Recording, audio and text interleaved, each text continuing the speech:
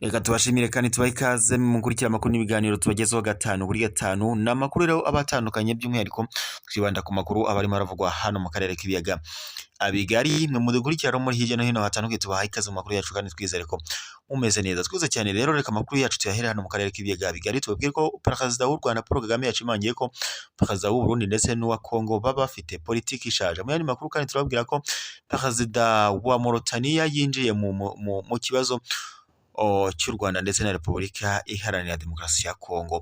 Makuru yacu ku buryo burambuye rero, reka tuyahere kuyavugwa hano mu karere k'ibiyaga bigari. Tubabwire ko Perezida w'u Rwanda Paul Kagame yashimangiye ko leta y'u Burundi ndetse n'iya Congo cyangwa se Perezida wa Congo ndetse n'uw'u Burundi baba bafite politike cyangwa se bakigendera kuri politike ishaje. Perezida w'u Rwanda rero ibi ngibi akaba yabigarutseho kuri uyu wa mbere Mata mwaka wa 2024.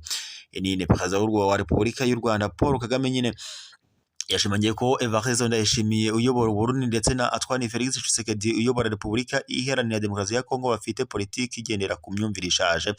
Ibi rero Perezida w'u Rwanda Paul Kagame yabitangarije mu kiganiro yagiranye kuri uyu wa 10 Mata Nayo FM kuri uyu wa mbere Mata 2024. Doko nyine bivuga ko yabitangarije mu kiganiro yagiriye kuri radio 10 ndetse na radio Royal FM kuri uyu wa mbere Mata 2024, ubwo yavugaga ko ubugizi bwa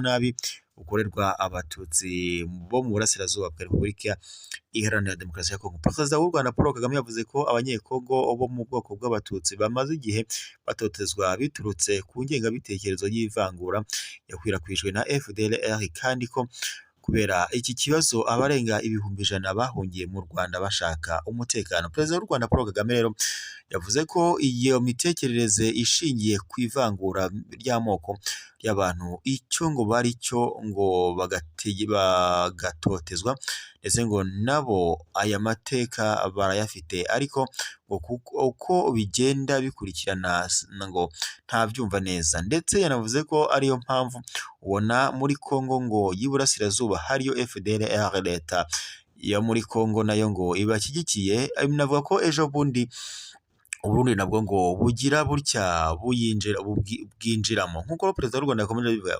Perezida w'u Rwanda rero mu kiganiro aherutse kugirana n'umunyamakuru François Suda wa Jeune Afrique yavuze ko leta ya Congo ndetse n'u Burundi na FDLR ngo bihujwe na politiki ishaje y'ingengabitekerezo y'ivanguramoko. Umukuru w'iki gihugu yabisubiyemo ndetse avuga ko ngo nibyo koko, agaragaza ariko ko ngo atari ikibazo cyo mu karere gusa u Rwanda ruherereyemo, ahubwo ko ngo kigaragara hirya no hino ku isi.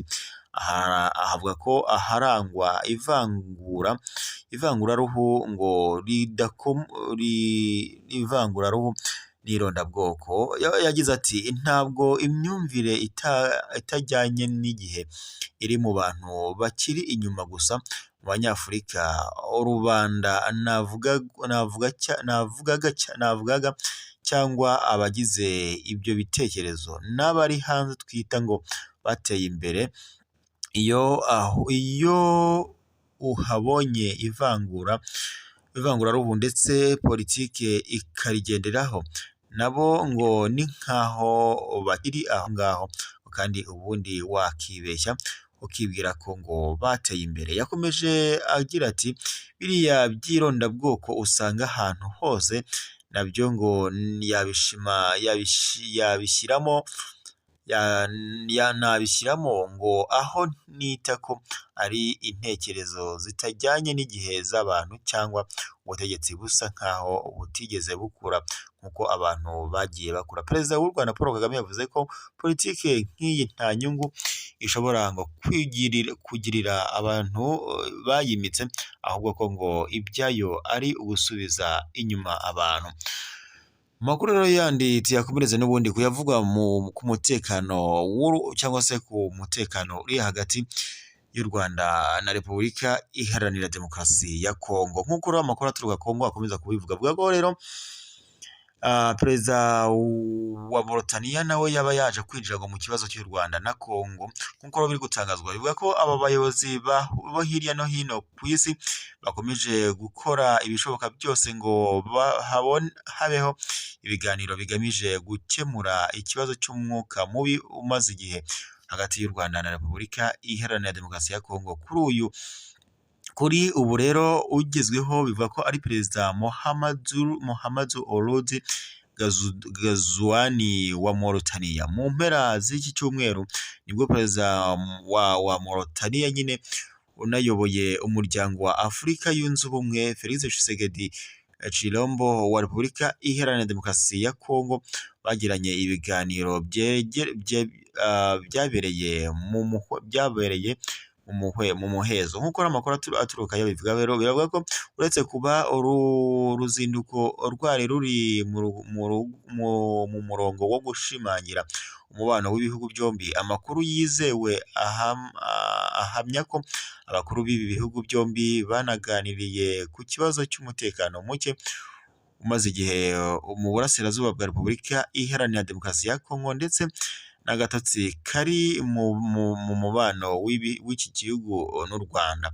Mu kibazo kijyanye n'umutekano muke, perezida wa Mohamedou wa Mortania yijeje mugenzi we wa Congo ufasha mu bya diplomasi mu gushyigikira ibiganiro bya Rwanda ndetse na Nairobi. Amakuru aturuka mu ntara ya Kivu mu biro ntaramakuru bya Turukiya Anadolu avuga ko perezida wa Mortania yakiriye Tshisekedi nyuma y'iminsi mike yakiriye intumwa ya perezida Paul Kagame akaba ndetse na minisitiri w'ububanyi n'amahanga Dr Vincent Biruta.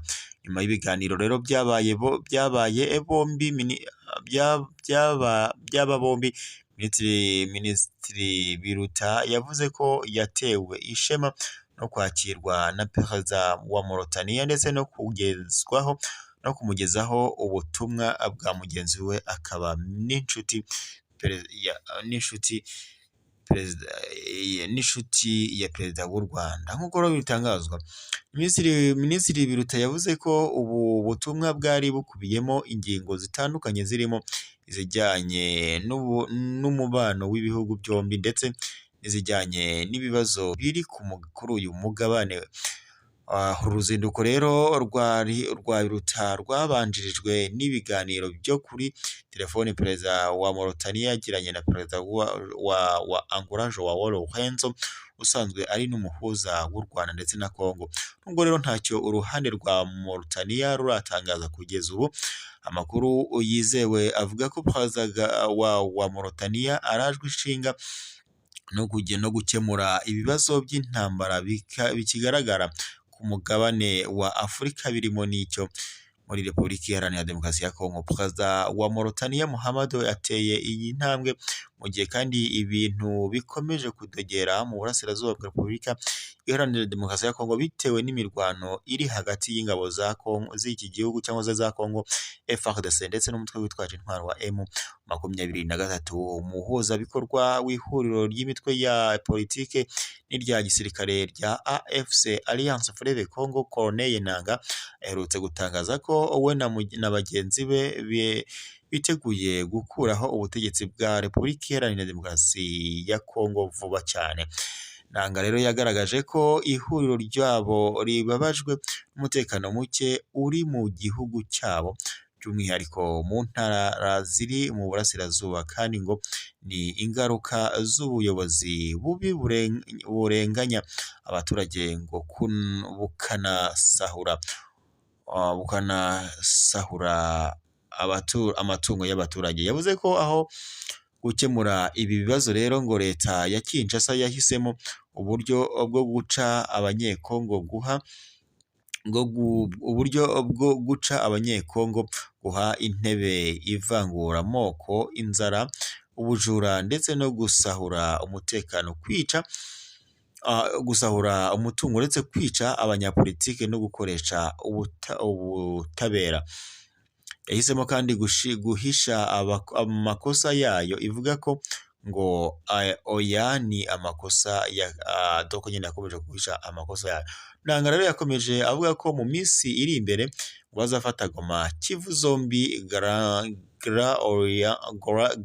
Orientale, Equateur, Katanga, Kasai ndetse na Bandundu, Congo Centre n'umurwa amukuru. Yavuze ko bazaza Kinshasa kugira ngo bashyireho ubutegetsi bw'igihugu ngo kubera ko ngo bari mu karengane.